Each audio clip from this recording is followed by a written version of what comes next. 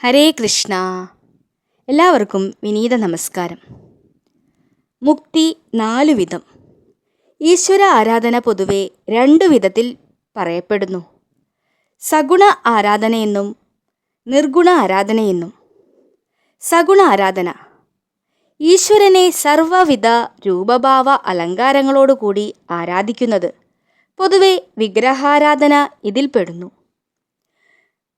നിർഗുണ ആരാധന നിർഗുണ ബ്രഹ്മത്തെ ആരാധിക്കുന്നത് ഇതിൽപ്പെടുന്നു.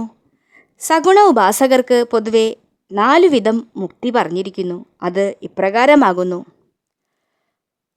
സാലോക്യം, സാമീപ്യം, സാരൂപ്യം, സായുജ്യം. ഒന്നാമത്തത് സാലോക്യം.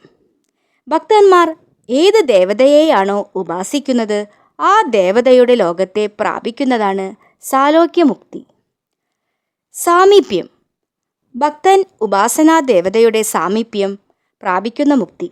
സാരൂപ്യം. ഭക്തൻ ഉപാസനാ ദേവതയുടെ രൂപം പ്രാപിക്കുന്ന മുക്തി. സായുജ്യമുക്തി. പരമമായ മുക്തി. ഭക്തൻ ഉപാസനാ ദേവതയിൽ ലയിച്ചു ചേരുന്ന പരമമായ മോക്ഷാവസ്ഥ. ഇതിൽ സായുജ്യമുക്തിയാണ് ഭക്തന് സംസാരസാഗരത്തിൽ തിരിച്ചുവരവില്ലാത്ത കൈവല്യം നൽകുന്നത്. ബാക്കിയുള്ള മുക്തികൾ ഭക്തൻ പുനർജന്മത്തിന് വിധേയമാകുന്നവയാണ്. ചോറ്റാനിക്കര മേ ശരണം. ശ്രീ ഗുരുവായൂരപ്പാ ശരണം.